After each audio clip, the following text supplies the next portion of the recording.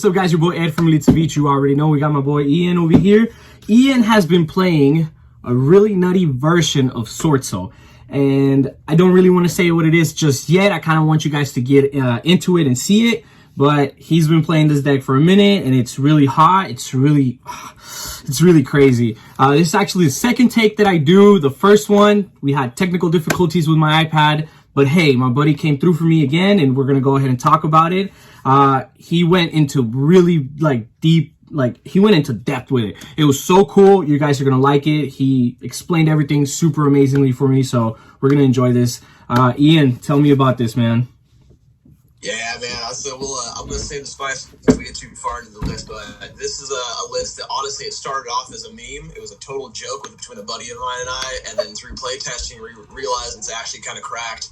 So we decided that I was gonna go ahead and take this to locals instead of Tierlament, and we ended up taking the whole tournament. We got first. It caught everybody off guard. No one was ready for it, and honestly, it's just been a blast playing. So I'm excited to show everybody what's going on with this. That's awesome, dude. I'm really excited. I've been also playing SwordSoul for a minute. Again, since, whatever this new format was. Now that the Banlist has dropped, I'm definitely going to continue playing SwordSoul because SwordSoul is too strong, and it's definitely going to continue being one of the best decks for this next meta. Is this going to be the deck that you're going to be playing for a minute, or are you going to be jumping on from one to another? What do you think, man? I mean, right now, so this has definitely caught my attention just because it's catching people off guard left and right. I do have two other decks I'm currently working on. I do want to end up sharing with you here soon. So I'm going to take another one to the next tournament on this coming Tuesday and see how I do that. So I'll be sure to keep you updated on that. Awesome. Heck yeah. Nice. But let's go ahead and get started. All right, cool. So let's go ahead and pull these off. Let's start on the main deck. So with the SwordSoul stuff now, this version typically is actually a going first version. I really enjoy SwordSoul when it's a standard version as a going second deck. I believe that's how the deck was supposed to be played. It just rips through boards and you can OTK like crazy. But this version, we're doing things a little different. So we're going to go ahead, we'll kick off here with the double Ecclesia.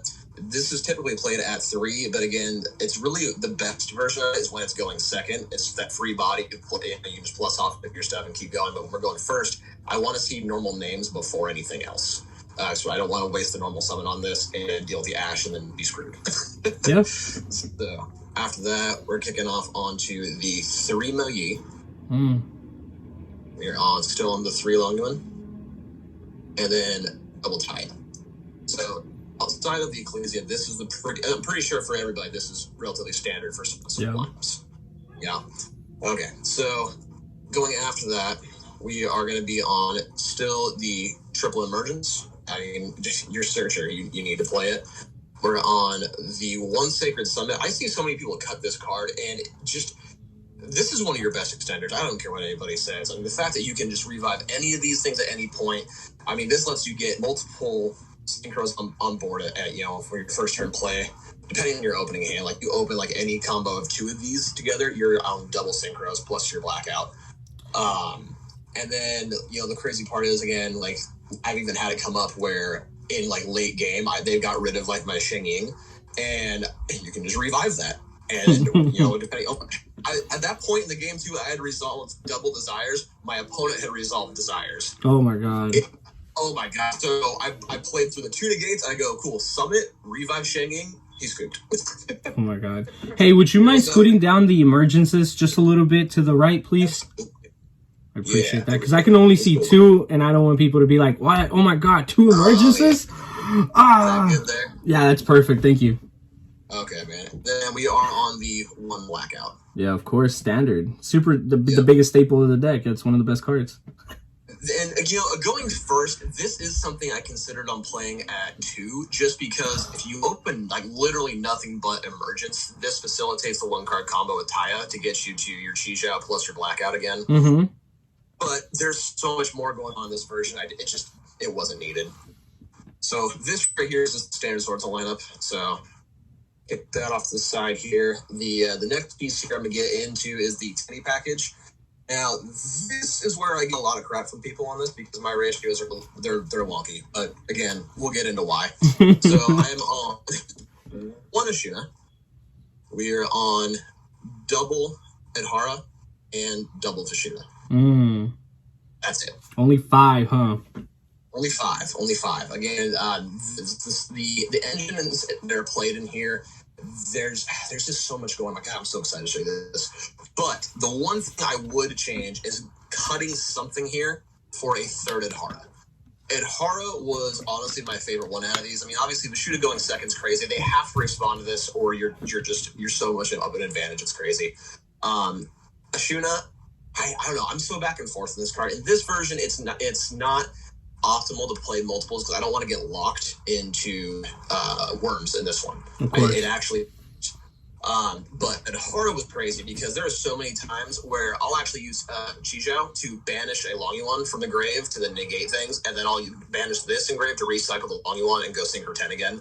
And just constantly looping the Synchro 10 plays is just absolutely absurd in this deck. So, but yeah, that's right there is the only thing we're doing for the Tenyis. So moving towards the slight giveaway, the more cancerous part of this deck.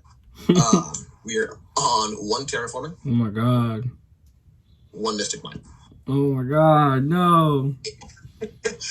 Trust me, with OT's 20 drops, it's been announced we're getting an ulti for Mystic Mine. This is getting an upgrade. I don't care. We're playing it until we can't play it. We're going to drop ultimate cancer on people, and that's just all there is to it. I don't care. I think that's what Konami's waiting for. Konami's just waiting to drop the OT so everybody can buy the OTs and they can just make so much money, and then they're gonna go banned. It's Nightmare Mermaid all over again. I hate it. It really is at this point. Oh my god. It really is. You know, and the thing is, like, in this deck, typically, you want multiple bodies on board because you're pushing for game pretty consistently. Mine usually gets in the way of that, but again, we're about to kick into the spice of this deck where this just absolutely facilitates just mind-numbing pain at this point. So we'll go ahead and keep the talk here. Now, this is where things change up. This is where everybody got caught off guard. This is what won me the tournament. We are on double copies of Runic Fountain. Oh my god. So we're on Runic SwordSoul. At first, a lot of people were concerned that there's no synergy on this, but the amount of synergy is actually pretty disgusting. Yep.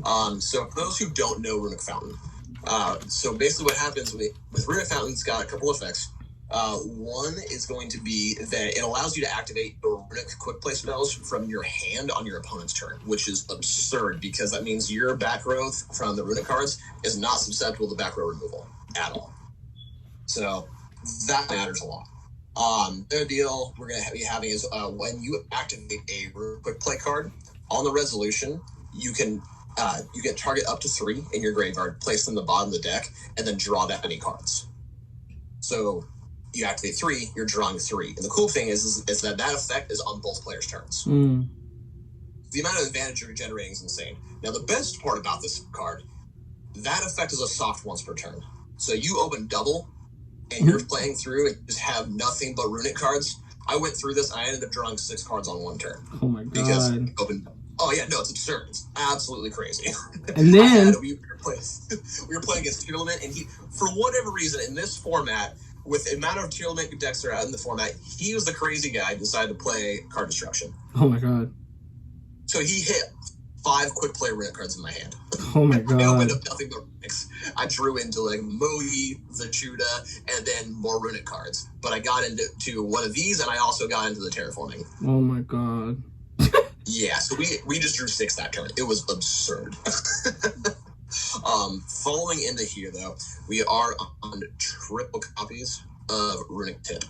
Now, Runic Tip is going to be a searcher for any of your other Runic quick play cards, and then on resolution, it will banish 1 card from the top of your opponent's deck. Yeah. So, banishing effects of these cards is where things get absolutely wild, and I'll touch back on the synergy in that with the extra deck here in a minute.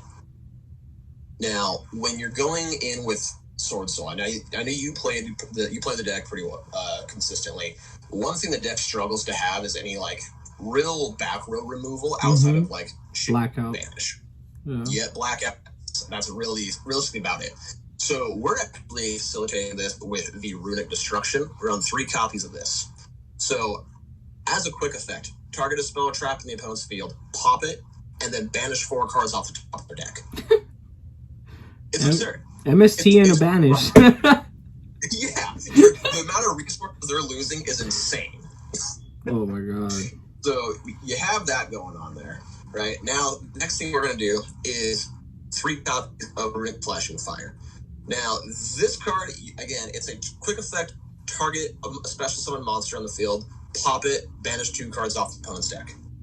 Now, this is a card that we side out against Flunder. They don't have any, special summon monsters, so you just take that out, and we got the side deck of options for that. Which, again, when you're drawing 3 to 6 cards on your turn, plus 3 on your opponent's turn, seeing your side cards is incredibly easy in this deck. Mm-hmm.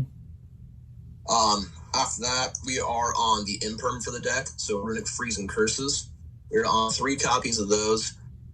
So this one here, target a face-up effect monster on the field, negate its effects, and if you do, banish the top 3 cards of your opponent's deck. Yep. So, yeah, just having that, again, if you're not playing the Imperms in here, it's facilitating the Imperm, because, again, we're getting more value off of that by milling the opponents out. The last 3 cards that we are playing for the deck, Runick Golden Droplet. They draw a card, banish the top 4 off their deck. Absurd. And then we go into Runick Slumber. So this card, people cut this card. I don't even know why. I have no idea why. So this one actually won me a game because it will stop an OTK against me with access code at 6,400. What this card does is it targets a monster on the field, and then it stops it from being destroyed by battle or card effect for the first time it would be destroyed that turn, but it also can't attack. So this guy decided he was an access code pop for 3, taking out everything on my field except Runick Fountain. Fountain stayed on the field. I had Slumber in hand. So we just go Slumber, target access code in battle phase, no attack. Oh my god. Okay. top deck Terraforming, Mystic Mind, he scoops. Oh my god. It was nuts. And then the last card we're playing is Runick Dispelling. Dispelling, so this is arguably the worst card in the Runick lineup. However, you have to play this when you're playing Golden Droplet, because this is when your opponent draws a card outside of their draw phase.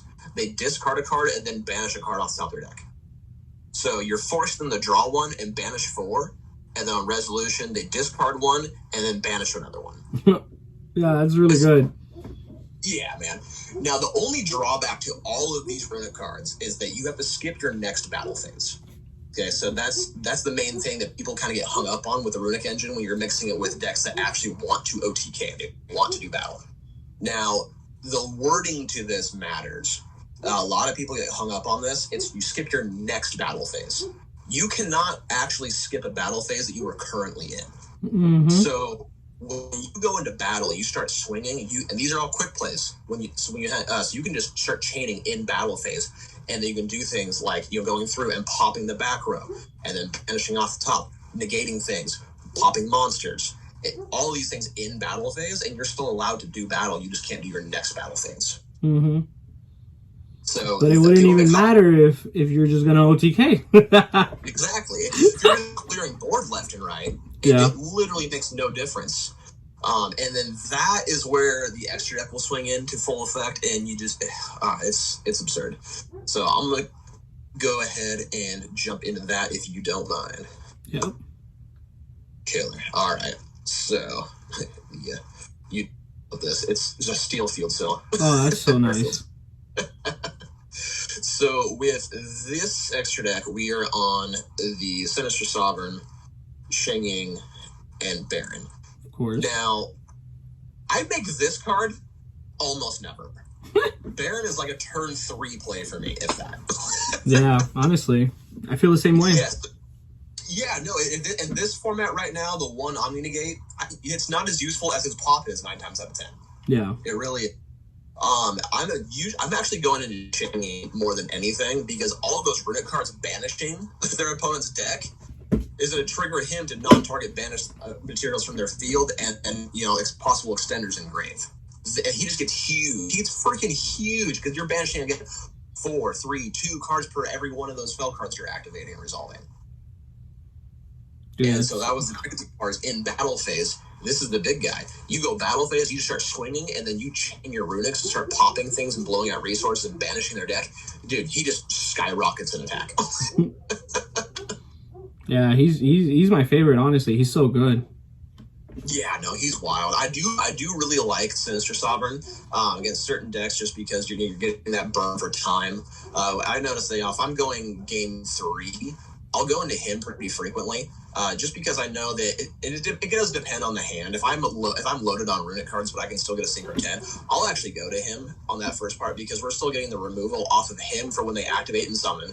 So you're removing their things, you're banishing, you're burning, and then you're still taking out resources of the Runics. And then you can follow up into him after you've already got so much gas in his stat boost from everything else you've done. It's just usually game over right there.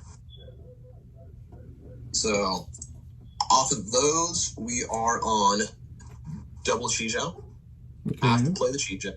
It's for whatever. Honestly, like if I don't play 3 because I don't have 3 Starlights. Let's be real. They have to be Starlight, and not just Starlights. They have to be Euro Starlights. The Euro Starlight. Yeah, we have to. The fact that he is a searcher and a negate. Absurd. That card, oh my god, Konami, they did something good for this deck. When you Mo Yi with this guy, it's like you're basically using Engage. Because you're not just drawing a card, but then you're also searching one. Exactly. It's so good. And then on their turn, it's Engage now negate. Look at that. The Widow Anchor. Ah! Now, past that, we are on Baxia. We're on 1 copy of Baxia. I would love to play 2 in the deck, but we needed more removal as a reactive instead of proactive, because when we establish a board going first, I want things to work on the opponent's turn, so we cut the second one of Baxia, and I did put in a copy of Berserker. When you're going second and you don't have a lot of your Runic engine and you're simply playing SwordSoul, it's not a problem because Baxia is going to facilitate a bounce too when you go for the lines with Taya. So you're never really losing too much when you're going second. It's just you're ripping the board apart. Honestly, I love the card. It's another effect where it comes up where you can pop it and then bring out like Mo Yi or whatever else you need to and just keep extending crazy. I am on the 1 Yazi, again, just for the climb. Yazi, pop itself, do its thing, go to Baxia, and you just keep going. Berserker, in theory, he was clutch, because like when you're looking at the deck and what everything's doing, you're constantly banishing resources, you're dropping materials off their board, and then they go to do things, and he takes them out. It just didn't come up enough because, honestly, with the Runic engine, they lose so many resources. He coming out is almost just not even necessary at this point. They don't have the resources to where it would matter for him to actually join the party. But that's the end of the Synchro lineup for the deck. So it's a little different than what we're normally doing, but again, it's because we got different things going on here. I get a lot of crap for this, but I'll explain. I am on a single shaman and 1 monk. That's it. Ooh. Oh my god. We're gonna need some explanations here, man. Yeah, so the explanations here is that your extra monster zone is super, super important for the Runic cards. Monk, we're going first. So Monk hitting the field, he's literally nothing but blackout fodder. Yeah, I don't want there for anything else other than blackout fodder because we need that extra monster zone clear. Because when we get into these guys, so Runic, so Hugin, this card's insane, and I probably should just be playing this at 3. Because Berserker just does not come up as much as I thought it would, I would probably moving forward cut that out and then play with Hugin at 3. Okay. So the other effect of all of your quick play Runic cards is that you can go ahead and actually special summon any of your Runic fusion monsters from your extra deck to the extra monster zone. So you special summon them right out, and they've each got their own unique effects. So Hugin's going to go ahead and how you discard a card, and it'll actually search your Runic fountains to your field spell. So going first, if you don't have that, it's crazy. It's just metaverse. I mean, legit. It's so good. Now the other thing so the thing is a lot of people get okay, that's its primary function. It's not. It's kind of icing on the cake. The primary function is protection because what will happen is say you set up your board, right? And then you got your fountain, you got your monsters, you got everything going on, and your opponent decides they're gonna go Lightning Storm. Mm-hmm. So you can actually chain literally any of these cards, right, and then special summon Hugin to the extra monster zone. And what's going to happen is on resolution, she's going to start seeing cards in your field being destroyed, kicks itself off the graveyard for cost, and negates the destruction. And it's not just your Runic cards, it's cards you control, period. Yeah. So you have a quick effect way to just flat out blanketly protect your entire board. It just Banlist. Yeah, it's so good. It's so good. Yeah, she's wild, and she needs to go to 3. It's just so much. It's so much better because it protects all your cards. It's not like Banlist that it protects like your Salamangreat cards, but this just protects everything you have. Yep, exactly. So moving on past Hugin, so this is going to go ahead. We're going to go into Double Jerry. Jerry, whatever you want to call him. He's the boy. So when he hits the field, he's to go ahead and target a non-quick effect Runic card in your graveyard and bring it back to hand. Okay. So if you're field spell, or if I played the what you call the Runic Allure, which I don't play in this deck. But it's the continuous spell. Every time a quick play card is activated, you can banish the top card off your opponent. It's both players' fields. It's not a once per turn. The card is pretty good. I just didn't think I needed it. But he recycles your non-quick plays, which is really good. The most important effect, at least to me, with this build is when he leaves the field by an opponent's card or effect, he'll pop a card your opponent controls. So he's a 1-for-1 no matter what happens to him. That's really good. It's only a 1,000 booty, so okay, you summon him out, your opponent gets rid of him, pop a card in his field. Let's go. Yep. It's phenomenal. And then the last card that I wish I had the room to do this one. But Munin, so the Runic Wings. This card helps you win in time because unfortunately Konami has not fixed the issue of time in this game, where you can just add more life points on the timer and win. So on the end phase, when she hits on the field, you just gain 1,000 life points, just for funsies. Just because you have her, you know. Yeah, she was just there, and like I had an opponent that set up. He filled his entire monster zones. We baited out the 2 negates. I slapped Mystic Mine down, and then tapped her out, and he couldn't get rid of it. So by the end of that game, I had 14,000 something life points. Oh my god. Oh. So it was pretty nuts, and the sad thing was that we still decked him out for the win. It wasn't even the life points that made him scoop; it was the fact he had nothing to draw. Oh my god! So I didn't just beat him with my life; I just completely decked him out too. He's sitting there. He made a valid point. He's like, "Why don't you just play Final Countdown in this piece of crap?" Oh my god! Yeah, Final Countdown's so good. Right? I mean, for the memes in this deck, it honestly be kind of funny. At this point, why not, right? Yeah, why not? You're drawing 3, 6, 9 cards every turn. Like, it doesn't matter. You'll see it eventually. Yeah, that's so crazy. So that's the extra deck here. Cool. So the last piece of this, you want to go over the side decks? We got some kind of funky stuff in here. Heck yeah, man. Let's look at it. All right. So, admiring the collector rare SwordSoul tokens. You already know. So, going second cards, board breaking cards, we're jumping on the Lightning Storm and Evenly Match. So, the idea here is that I just want to clear the boards, get everything they have interact with me off, and I want to set up my Runic stuff, and I want to just get SwordSoul stuff online so we have as much removal as possible moving into turns 3 and 4. Of course. Those are, and then so the idea on Evenly Match was, if I go against Tier Limit, a lot of them are doing the Griffin combo where they're setting Eradicator, and against this deck, obviously hurts quite a bit. So having the Evenly, after they've made their whole board, they start killing spells, which I have to side quite a bit of them out. I'll side 6, it's about actually 8 spells out, and the traps in for this exact reason when I'm going into that next match with them. But getting them with Evenly Matched is clearing. They don't have an answer for it. Like, unless they're doing some funky version with Baron, but, like, at this point, you can't really do that. Now, at least moving into the next format post-Banlist. Yeah, of course. Yeah, so those board breakers, just making sure that we're taking care of things we just don't want to deal with. After that, so we got some Floodgate stuff because certain decks just cripple to these. So we're on double, there can be only one. This was mostly for Flunder because that helmet head deck, dude. It's just Jesus Christ. Oh my god. Do you play against a lot of Flunder players? I really do, man. Oh my god. Up there. I've got like 2 to 3 people who play meta, and then I got a bunch of people who come on their massive budget build and just go, oh, I'm a normal summon Ravina for game.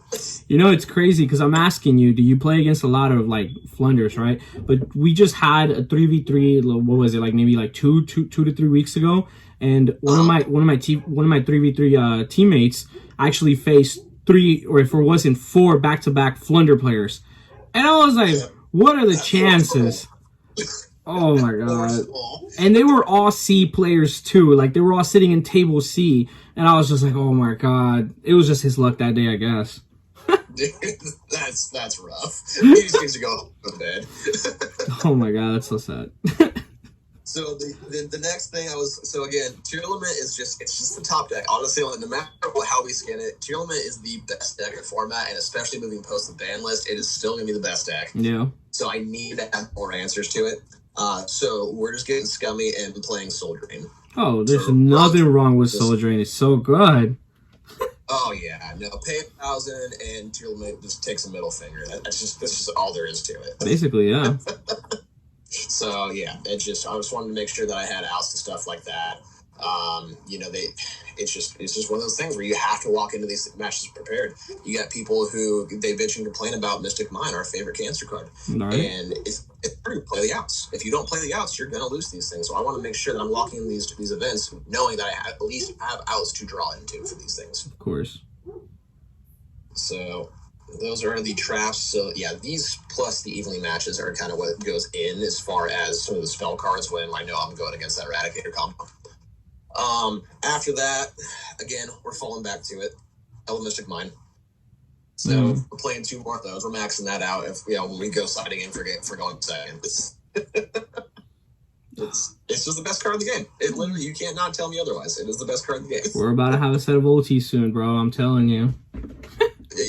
We're gonna do an updated version of this, and all I'm gonna show you guys is ulti mines, and we're gonna end the video. Oh god. Now there are 2 last cards from the side deck so again, this is where it also started off as a joke, and ultimately won me it was 2 out of 5. Yeah, it's won me 2 out of 5 of my matches. I think I know what it is, huh? I love that. I love it. Okay, yeah. So I'm gonna get made fun of. I'm gonna get roasted in chat. I don't even care. The toxicity of this card in all actuality is absurd. We are on double goddess skulls. So when you're sitting on Mystic Mine and you are locked into your Runic cards, just banishing your opponent's deck, and they have to draw them outs. Goddess Scold's Oracle, for those who don't know this absolutely broken card, I get to check the top 3 cards in my opponent's deck. I get to reorganize the top 3 however I see fit, and they never get to see those cards. Imagine you being in the position with Mystic Mine on the field, banishing your opponent's deck, and then not only banishing, but knowing what you're banishing, because you're stacking their deck for them, and they never get to see it. That is so broken. My favorite part was when we were sitting in there, and this absolute king, had 3 Cosmics back-to-back. After I'd stacked all 3 of them, I saved Golden Droplet. I saved this card forever. And then once he had all 3 of his outs in a row, we ended up doing this. We dropped it. We hit him. And he dropped to draw the card. So he drew 1, banished the next 4 cards. So the rest of his outs were gone. And then he goes, so he had the Mystic Mine. Or he didn't. He had the Cyclone. 1 Cosmic, but it didn't even matter because on that next thing we ended up having to mill the last 3 cards of his deck. So he hit it and then had no follow up, and I just drew and passed turn, and game was over. Said, I decked him out real quick, just a quick little deck out. He never got to get there. This card just said no. You don't get there. It's really cool that you're playing these cards that a lot of people aren't normally playing right now. I really like the Goddess, and you know what I've recently been playing that I thought it was really, really good in SwordSoul? Prohibition. Oh my god, dude! yes. Dude, honestly, I played this one guy who was playing Dragon Mates the other day, and game 3 I get to open up like a super nutty combo, super heavy hand, right? I just go Prohibition, call Nib, and then you just see the guy who was sitting right next to him just burst out laughing really hard, and I was like, wow, I guess I called that correctly, huh? Yeah, dude. Oh my god, it's dirty. Yeah. Sitting on Goddess and Mystic Maya, we might grab that. I got the secrets. We might tag that back in here. Yeah, I really like that you're playing all these cards that a lot of people haven't thought about with SwordSoul before. Runic it's really original with SwordSoul. That's actually really cool, and I really enjoyed this deck profile. SwordSoul it just has a really special place in my heart. I like it a lot. It's just so fun, you know. I'm glad you enjoyed the profile then, man. This is, I know, I saw your video you posted a couple weeks ago about your SwordSoul deck, and I was like, oh my god, he's going to love this. Yeah, I think you hit me right after that, and I was just like, oh, yeah. Yeah, I saw the video, I messaged you, I was like, dude, I got something for you. Oh my god, that's so fun. But you know what, Ian, any last couple of words before we wrap it up? Hey man, thanks for having me on the channel. I appreciate it. I've got some more degenerate stuff I'm working on, so hopefully in the near future I got some more videos coming your way for you guys, and hopefully with some good results. Heck yeah! And, mean a lot having me on, man. I appreciate it. Yeah, man. For everybody who wanted to know, I know he had a Tri-Brigade deck, so if you guys are definitely interested in that, just let me know and comment that down below. This guy comes up with a lot of really cool decks, and he's always hitting me up and sending me lists and stuff, and we're always talking about just different things, and it's so cool. I enjoy his friendship a lot. He's a really cool guy, and I thank you for coming on for the second time to do the same video. No problem, man. I'm glad we can make it work. All right, my buddy. I'll hit you up later. Have a wonderful night, and thank you. All right, buddy. Take care. Bye-bye.